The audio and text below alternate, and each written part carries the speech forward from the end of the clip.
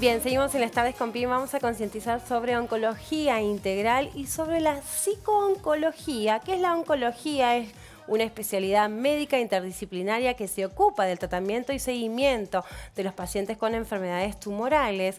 Hoy me visita el doctor Luis Daverede, oncólogo integral, abordaje holístico, bienvenido. La licenciada Katia Vargas Terán, psicooncóloga, instructora de mindfulness, especialista en cuidados paliativos y en dolor crónico. Bienvenida. Gracias, muchas gracias. Bueno, muchísimas gracias por venir a ambos. No, es un placer. Bien, ¿qué es la oncología integral? ¿Por qué oncología integral? La oncología integrativa es una rama de la medicina integrativa que ve al paciente como un todo, mente, cuerpo y alma, ¿no? Es importante distinguirla de la medicina alternativa, que busca alternativas a los tratamientos más convencionales, porque en realidad lo que hace es integrar lo convencional con terapias complementarias que quizás no están tan divulgadas en lo que es el sistema, ¿no? El sistema médico convencional, pero que pueden ayudar muchísimo al paciente, no solo, digamos, durante los tratamientos, sino también a buscar lo que nosotros llamamos la autosanación, la autocuración, activar todos esos mecanismos que tenemos nosotros intrínsecos, como bien hablaba el doctor, del sistema inmunológico, los sistemas de reparación del ADN, los sistemas que nos cicatrizan, también los órganos reparan. Entonces, las terapias complementarias son muchas, algunas tienen un fundamento científico bastante fuerte, como la acupuntura, el reiki, el mindfulness, yoga, también la medicina integrativa y la oncología integrativa traen también conceptos de las medicinas orientales, como la medicina ayurvédica, la medicina tradicional china, porque son medicinas milenarias, ¿no? Que tienen mucha sabiduría, y es muy importante también aprovechar toda esa sabiduría y todo lo bueno que traen para sumarlo a los tratamientos convencionales, que también ayudan mucho, ¿no? Sí, hace unos años atrás, cuando propuse en una entrevista, eran mis comienzos de programa, me negaron un profesional de la salud mental. ¿Por qué pensás? Todavía se le sigue teniendo como un poco de miedo, ¿no? ¿Por qué pensás que muchas veces se quiere correr al profesional de la salud mental en algunas situaciones? ¿Por qué cuesta mucho creer que depende de nuestro ánimo y nuestro sistema inmune, ¿no? Que es todo un conjunto, pueden bajarnos las defensas y si tenemos una predisposición, podemos justamente activar alguna enfermedad? Ahora estamos hablando de cáncer, ¿no? Por supuesto. Sí. A ver, ¿por qué pensás que muchas veces se niega el profesional de la salud mental? Y yo creo que es por desconocimiento, primero, porque es impresionante. Nosotros trabajamos con Luis en equipo y es impresionante ver los efectos maravillosos que ocurren cuando se trabaja en forma conjunta, ¿no? Yo creo que la mayoría de la gente que opina así es porque no ha trabajado en forma conjunta. El trabajo se aliviana maravillosamente, pero además el paciente se beneficia. Nosotros vemos, por ejemplo, cómo un trabajo conjunto alivia los síntomas. No hay casi síntomas en la quimioterapia, síntomas de toxicidad, ¿no? En los rayos la respuesta es mucho mejor. Cuando salen de una cirugía, la respuesta de recuperación es mucho más rápida porque estamos trabajando en todos los aspectos. Entonces, trabajamos mucho mejor en equipo. Lo que pasa es que no hay todavía esa confianza y no han hecho la experiencia. Yo creo que si pudieran hacer la experiencia los médicos, ¿no? De confiar más en esta parte, sería mucho mejor, pero también es porque no confían en su propio interior, que también afecta, ¿no? Cuando uno sabe que lo psicológico, lo emocional, lo espiritual afecta en nuestros procesos, ya lo sabe, entonces confía en eso. Quizá ellos no se han conectado tampoco con su... Claro, estoy pensando, digo, bueno, ahora vamos a hablar con el doctor, ¿no? Esa sorpresa, ese shock que recibe el paciente. ¿Por qué no es lo mismo una persona que está acompañada por un profesional de la salud mental que una persona que está sola, que no tiene acceso quizás a una obra social, no tiene acceso a la información, no tiene autocuidados? Entonces no es lo mismo una persona que la otra, ¿no? Y también tenés personas que no creen en los profesionales de la salud mental. Entonces es como que si vos querés ayudar, hay un dicho, ¿no? Que dice, primero preguntarle a la persona, ¿no? Si realmente se quiere curar, ¿no? Entonces, al negar el profesional de la salud mental, ¿cuánto puede influir esto si la persona está pasando por esta enfermedad? Y hace una persona un obstáculo. Sí, es un obstáculo.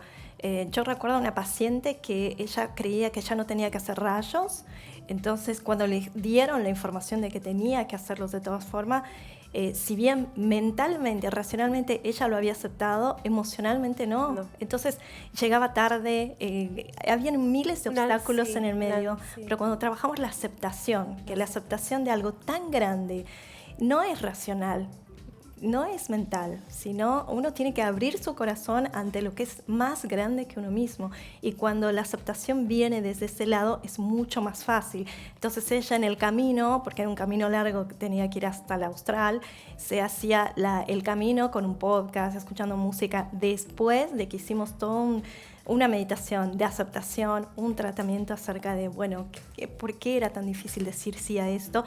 Y no era racional. Se le tiene mucho miedo a la palabra cáncer y muchas veces es ¿por qué a mí si soy una persona saludable? Y así empiezan un montón de preguntas en la persona.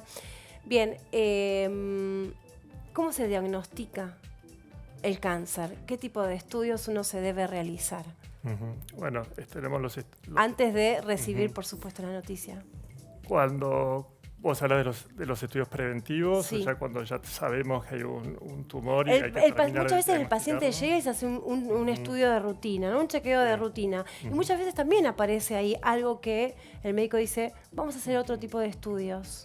Muchas veces sucede eso también. Sí, bueno, es un buen punto. Cuando empezamos quizás a sospechar que haya algún diagnóstico, algún tumor, algún tipo de cáncer, empiezan, ¿no?, una serie de estudios que son laboratorios, muchas veces una tomografía, una resonancia magnética, ecografías, biopsias.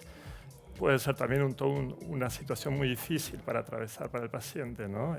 Porque son varios estudios a los que tenemos que afrontarnos y cada estudio genera angustia y genera incertidumbre. La palabra cáncer. La palabra cáncer está muy ligada y tiene una palabra no prohibida. Exacto. Porque creo que se pasó más información negativa que realmente lo que sucede, porque son muchos los avances y son muchas las curaciones, pero es como que cáncer es igual a muerte, y no. No, el cáncer no es igual a muerte. Hoy en día se calcula que alrededor de la mitad de los cánceres se curan y del resto que queda, muchos se pueden cronificar, digamos, pueden quedar años bajo control de tratamientos, digamos, más modernos y de todas las tecnologías que se van descubriendo. Entonces, no hay que asociar el cáncer directamente a una muerte o el cáncer a sufrimiento, cuesta a angustia, mucho dolor. Aceptar la palabra. Y es muy difícil aceptarla. Y yo tengo pacientes hasta que les cuesta nombrar la palabra cáncer porque ya está tan ligada, digamos, a todos estos pensamientos negativos. Cuando uno recibe el diagnóstico, en general, pasa por distintas etapas, ¿no? Primero es el shock. El shock, la sorpresa, la famosa sorpresa.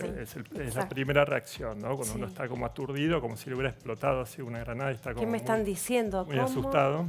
¿Qué es esto? Exacto. Después viene una etapa que es la de la negación. Es muy común que haya una etapa de negación y también es importante que el paciente no se atasque, no se quede en esa etapa de negación, porque tomar conciencia del diagnóstico que uno tiene también es parte de ese camino que tiene que hacer, como llamamos con Katy, el camino de sanación, ¿no? En medicina integrativa se habla de la sanación, que no es lo mismo que la curación. Exactamente. Ya vamos a hablar un poquito más de ese tema. Pero la negación es otra etapa. Después viene una etapa que es la depresión, ¿no? Es muy común que también el paciente se deprima, que se venga un poco abajo anímicamente después del diagnóstico. Después viene una etapa que es la del duelo, digamos. Uno empieza a procesar toda esa información que le da el oncólogo, el cirujano, el que le haya dado el diagnóstico. Y eventualmente debería, o en la mayoría de los casos, viene una etapa de aceptación para empezar a trabajar, ¿no? y aceptar los tratamientos. Pero en la oncología integrativa nosotros le damos muchísima importancia al acompañamiento psicológico, psico-oncológico y también a la parte espiritual, ¿no? Porque somos también seres espirituales. Sí. Cuando se hacen los estudios, ¿en un estudio de sangre podemos detectar? Bueno, en estudios de sangre se pueden, como decía el doctor hace un rato, se pueden detectar algunas mutaciones genéticas, Sí. digamos, o que nos predisponen o que estén, digamos, involucradas en el tumor en sí. Entonces, eso después puede llevar incluso a algún tratamiento. Y en la sangre también tenemos los famosos marcadores tumorales. Sí, los marcadores tumorales. Que no son, digamos, tan confiables. Algunos sí, por ejemplo, para un tumor de testículo sí tenemos marcadores que son súper confiables. Mirá. Pero para un cáncer de colon, para un cáncer de ovario y un cáncer de mama también tenemos marcadores tumorales que no son tan específicos, como decimos nosotros, o sensibles, porque a veces pueden dar elevados, pero uno no tiene cáncer, o pueden dar negativos y uno tiene cáncer. Entonces, sí, los falsos negativos. Los falsos negativos. Sí. Entonces hay que tener cuidado y no son estudios que se piden de rutina en la prevención, ¿no? Salvo muy contadas excepciones, por ejemplo, en pacientes, mujeres de más de 60 años con síntomas abdominales. Digamos, hay estudios que han demostrado que quizás algún marcador puede ayudar, pero está discutido, es controvertido, en general no se utilizan. Bien, el paciente ya llega con síntomas y estamos hablando ya que puede haber un cáncer en etapa inicial, en etapa avanzada, por lo general. Estadísticas, usted que es el profesional. Bueno, es una muy buena pregunta porque hay tumores que se detectan en forma temprana gracias a que dan síntomas en forma temprana. Ejemplos, el cáncer de cuello uterino, por ejemplo, el cáncer de endometrio que da un sangrado vía vaginal y eso ayuda a la detección muy temprana. Por ejemplo, algunos tumores en los bronquios también van a dar tos, van a dar expectoración quizás de lo que llamamos hemoptisis, que es un poquito de sangre. Hablamos de una tos crónica que no se va, ¿no? Exacto, una tos que dura más de 2 o 3 semanas. Es muy importante hacer la consulta, sobre todo en fumadores, ¿no? Los fumadores deberían hacerse radiografías de tórax anualmente como parte de su rutina, porque están en riesgo de un cáncer de pulmón. Entonces, sobre todo ante la aparición de un síntoma, ya sea falta de aire o tos, hay que consultar, porque tenemos justamente esa ventaja, que ante la aparición de un síntoma, los pacientes tienen que ir a la consulta, sobre todo si duran más de 2 o 3 semanas, ¿no? Cuando se empieza a cronificar el síntoma, hay que hacer la consulta. Y otros tumores de detección temprana, por supuesto, los de la piel, es muy importante si aparece una mancha, ir al dermatólogo, algún lunar que no estaba, que está creciendo. Entonces hay que prestarle atención y nosotros también enseñamos a los pacientes a conectarse con el cuerpo, ¿no? A escuchar los síntomas. Muchas veces en la vorágine de la vida, en el día a día, uno pierde, ¿no? Está acostumbrado a tener dolor en el cuerpo. Eso es una barbaridad. Y estamos todos anotados, porque no es que acá alguien zafa. Estamos acostumbrados a sentir dolor y seguimos. Hablemos sobre mente, ¿no? Y cuerpo, la conexión. A ver, hablemos sobre eso. Sí. La importancia, ¿no? Es muy importante esta conexión y este registro del cuerpo. Muchas veces cuando yo escucho a los pacientes, veo que vienen de un camino de una sobreexigencia de ese cuerpo, que es el cuerpo máquina, ¿no? Que es, yo le doy hasta donde pueda, y el cuerpo se juega con la suerte, ahí se está jugando con la suerte en un momento. Sí. Cuando no paramos. Y no registramos las señales de cuando nos agotamos, cuando no podemos más, cuando realmente nos duele algo y tenemos que parar. Y el cuerpo empieza a subir su umbral y también empezamos a desconectarnos del cuerpo. Por eso que la práctica de mindfulness tiene mucho que ver con esto, con conectar con el cuerpo, y el cuerpo es un portal sagrado al presente, lejos de lo que uno piensa, es muy espiritual. Entonces nos da la medida del presente, de lo que estamos en ese momento viviendo y qué tenemos que hacer. El cuerpo nos dice qué tenemos que hacer cuando tenemos hambre, cuando no es sed, pero si estamos muy, muy conectados con él. A veces confundimos hambre y era sed. Entonces, ¿cómo vamos a saber cuándo parar si estamos muy desconectados de esto? Es sumamente importante, y es lo que empezamos a ver con Luis, con los pacientes, cuando empiezan a hacer el curso de sanación, por ejemplo, que hacemos. Hay una clase que se llama expresión corporal, donde tienen que bailar y se vuelven a conectar con la vitalidad de su cuerpo y dicen, podíamos todavía bailar y podemos estar en conexión con lo vital del cuerpo aún estando enfermos. ¿no? Sí, discúlpame, Sí. ¿se hace presencial o vía Zoom? Vía Zoom. Ah, qué bueno. O sea que puedes ver también a las otras personas. Estás acompañada con otras personas. Qué bueno porque es importante eso. Tener un lugar en donde hay otras personas que están transitando por lo mismo, ¿no? El acompañarse. Sí. Que también esa es la función de la psicooncóloga, acompañar al paciente, pero muchas veces nos olvidamos del cuidador. Sí, sí, y nadie le ¿Verdad? pregunta cómo estás, cómo te sientes, sí. A ver, De hablamos hecho, un poquito tenemos sobre la función un de la curso psicooncología. para eso, para la familia, porque en realidad se trabaja con el paciente y la familia siempre. El cuidador siempre es el que al que menos le preguntan cosas y es el que lleva una carga importante, ¿no? Si bien el paciente es el que pone el cuerpo, pero el cuidador, si no releva y si no está acompañado, se agota, se quema, ¿no? Se llama el síndrome de burnout, que Sí. es un agotamiento, ¿no? Donde ya no puede seguir, y se llama claudicación familiar, porque ya no puede la familia seguir cuidando al paciente, entonces hay que internarlo muchas veces. Es muy importante el trabajo con la familia. También la familia a veces empuja mucho al paciente a seguir haciendo demasiados tratamientos invasivos o exige al paciente determinadas cosas que el paciente no está en condiciones en ese momento de dar. Y es muy importante que ellas sepan, ¿no? También cómo acompañar a su ser querido. Sí, porque también está esa energía pasada de positiva, porque está bueno tener energía positiva y tener una mente fuerte, siempre reconociendo y aceptando. Y otra cosa es cuando no permite el otro que vos te caigas, que sientas, que tengas síntomas, ¿no? Eso a mí me preocupa muchísimo porque estamos en una sociedad en donde no se está permitiendo eso y todo el tiempo estoy luchando. Sí, te sentís mal, es necesario, está bien, con todo no se puede. O sea, es como que todo lo podemos y no es así, porque cuando suceden estas cosas, ahí es donde viene la mayor depresión, porque una persona que dice, pero yo fuerte, haciendo de todo, que yo y me viene a pasar esto, y de repente se encuentra dependiendo de los otros, ¿no es cierto? La importancia esto de trabajar, ¿pensás que es una cuestión de educación también esto de educación, desinformación, de no estar conectado con uno, sino siempre para lo de afuera, lo exterior, que cuando llegan estas situaciones la persona no sabe qué hacer, porque entra en shock total, sorpresa. A ver, Yo creo que es una... me van corrigiendo, ¿eh? Si Sí, no sí, lo yo creo voy que es una diciendo bien. falta de educación. Digamos. Sí. Nos pasamos 20 años en un sistema educativo formal que Sí. no nos enseña nada sobre, A ver. sobre justamente educación emocional, ¿no? Que ahora está empezando a aparecer en algunos Sí, colegios por privados. Es realmente una deuda pendiente la educación emocional, cómo gestionar nuestras emociones, cómo Sí. relacionarnos con el otro. Digamos, una educación espiritual también, ¿no? O sea, eso realmente está faltando. Uno cuando habla de espiritualidad, mucha gente piensa en una religión, pero eso trasciende también. ¿Cómo las estoy religiones. yo interiormente? Es conectarse con el interior, nuestro interior y conocernos, ¿no? Ese autoconocimiento, lamentablemente, aprendemos de todo en el colegio, pero no estamos enseñándole a los chicos hoy por hoy ni en otras generaciones la educación emocional, que es tan importante, porque eso después va a llevar realmente a que uno gestione mejor sus emociones durante toda su vida.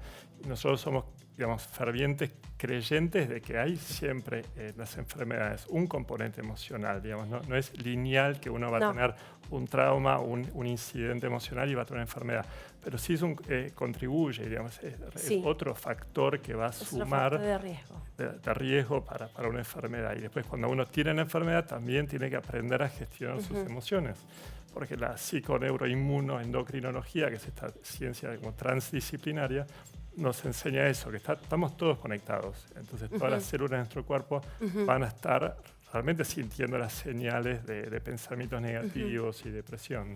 Bien, licenciada, bueno, hacemos todo, ustedes hacen talleres y cursos, los podemos mencionar. A ver, porque bueno, la idea es que cuando están transitando esta enfermedad, que no se queden en eso, sino que hay otras cosas, porque hay gente que conoció solo una cosa en la vida, ¿no? Entonces hay otra propuesta que decir, bueno, mira, también existe esto. Quizás cuesta un poco creer, ¿no? Porque está concentrado toda su energía en lo que le está pasando. Pero esto de poder concientizar sobre la psicooncología, ¿no? El apoyo emocional y todas las terapias complementarias que se pueden hacer, desde la acupuntura, el reiki, el mindfulness, ¿no? La meditación y muchas veces hablar de esto de que curar es una cosa y sanar es otra. Sí, hay una diferencia entre sanación y curación y el curso por eso se llama sanación holística, ¿no? Que va mucho más allá que la curación. Sí, tiene un abordaje holístico. Hay muchísimas clases, por ejemplo tenemos expresión corporal, tenemos mindfulness, tenemos también nutrición la importancia de la alimentación, por supuesto. Es fundamental. Sí, fundamental. Fundamental. Tenemos una una nutricionista especialista en oncología y también una nutricionista ayurvédica. Tenemos también una persona que hace Reiki. Aromaterapia. Amo el Reiki, soy reikista. Sí. Es increíble. Yo los invito a todos, lo que es el Reiki es maravilloso. Sí. Costó en un principio aceptarlo, pero bueno, ya se aceptó. Pero por suerte está muy divulgado ya, digamos. Por suerte. Por suerte ya todos deberíamos tener algún reikista cerca de nuestra casa como para hacer reiki, porque yo lo que veo en mis pacientes es maravilloso. Es que ninguno me ha dicho que no le ha ayudado realmente y durante los tratamientos ayuda a tolerar mejor los tratamientos. Pero también el reiki tiene algo, no solo de la parte energética, sino también de la parte de autoconocimiento. ¿No? Ayuda a que uno se conozca más, ¿no? Como bien sabes, también es como que lleva esa espiritualidad. Es impresionante porque si en el momento que estás en estado de reiki empiezan a venir ciertos pensamientos y a eso hay que darle bolilla. No evitarlo, saber qué vino, a ver qué está llegando a mi mente en este momento que yo estoy entrando en estado de relajación. Bueno, a ver esto, mira, esto que no le había dado importancia está viniendo a mi mente, ¿verdad? ¿No es cierto? Es así. Se niega mucho, porque asusta, angustia, hay personas que quieren y no pueden. Esto de trabajar interiormente es hacer todo un trabajo que muchas personas te dicen, ay, prefiero no. Es remover, pero para sanar es eso. Muchas veces uno está sanando y está enfermando. En realidad está limpiando. Está sacando todo para afuera, ¿no es cierto? Sí. La alimentación, la importancia de la alimentación cuando una persona tiene cáncer. ¿Vos pensás que la persona no se alimentaba bien antes? ¿También eso influye? A ver. Sí, bueno, lamentablemente es así. Bueno, ahora, ayer se comunicó que el aspartame también, digamos, nos hace mal, ya se va a prohibir, ya salió el comunicado de la Organización Mundial de la Salud. Y lo que sucede, sí, lamentablemente vemos mucho en la consulta, nosotros vemos en la consulta que hubo una alimentación deficiente, a veces de minerales y vitaminas. Lamentablemente hay a veces una cultura de comer muy poca fruta y verdura, que es una fuente muy importante de fibra, ¿no? de vitaminas y minerales. Los probióticos y los prebióticos y los posbióticos ahora se sabe que son fundamentales en el intestino para regular nuestro sistema inmunológico, cuando nuestros gérmenes, la flora intestinal, los gérmenes buenos que tenemos todos, digamos, no están bien por una deficiente alimentación, eso también disminuye el sistema inmunológico. Y hay alimentos que sí aumentan, ya se sabe, aumentan el riesgo, ¿no? de tener un cáncer de colon, por ejemplo, los embutidos, el salamino, los chacinados, todo lo que es alimentos ultraprocesados. Todo eso justamente es el ambiente, es lo que le vamos metiendo al cuerpo y eso predispone, porque eso también predispone a que tengamos más mutaciones, como decía el doctor hace un rato. Sí, gran profesión. Entonces, hay alimentos que son pro mutaciones, ¿no? Y justamente hay alimentos que también nos cuidan y son antioxidantes, como la cúrcuma, el té verde, que son alimentos que tenemos, bueno, obviamente... ¿Los cítricos juegan un papel importante en el sistema inmune? Los cítricos son una muy buena fuente tanto de fibra, que es muy importante para la flora intestinal, como de vitamina C, que es un muy buen antioxidante, así que también nosotros aconsejamos el consumo de cítricos. La clave, Pink, está en la variedad, ¿no? En la variedad. Si uno pudiera consumir todos los meses 50 variedades de fruta y verdura, va a tener una flora intestinal y una salud realmente muy plena. Tengo un minuto más, un solo minuto, no, corte total, ahí, rapidísimo. El cáncer detectado en etapa inicial y avanzado, ¿tiene cura, doctor? Sí. En la mayoría de los casos. Es muy importante la detección temprana, por eso es muy importante hacerse mamografías. También es muy importante la colonoscopía, es importante ir al médico ante síntomas. Por favor, ir al dermatólogo también todos los años, si tomas mucho sol. Hay muchos cánceres que se pueden curar rápidamente detectados en forma temprana. Pero también hay muchos tumores que detectados en forma tardía se pueden tratar y se pueden cronificar, así que eso también hay que saber que, digamos, no es el fin del mundo y hay muchos tratamientos y hay mucho que se puede hacer aún en etapas tardías de muchos tumores. Hay algunos que son muy agresivos. Sí, por con supuesto. calidad A de ver, vida. Además. calidad, Con a ver, cerrame la calidad de nota. vida. Sí, porque uno puede estar enfermo, pero uno no es su enfermedad. Y lo que trabajamos es eso, la calidad de vida. Entonces hay personas en tratamiento que pueden estar bien, sentirse bien de verdad, que eso es maravilloso. Y si se cronifica con una buena calidad de vida, es una vida con sentido, por supuesto, y con propósito. Entonces, Igual es un antes y después, ¿eh? Una vez que enfermamos eso, volvemos. Sí. Nos dio la vida otra oportunidad, ¿verdad? Un sí, gusto. sí, igualmente. Un Muchas placer. gracias. Y gracias por Linda. acompañar a tantas personas Muchas gracias. que pasan por esta enfermedad. Muchas gracias por la invitación. Gracias, Bueno, doctor. un gustazo. Muchísimas gracias. Gracias.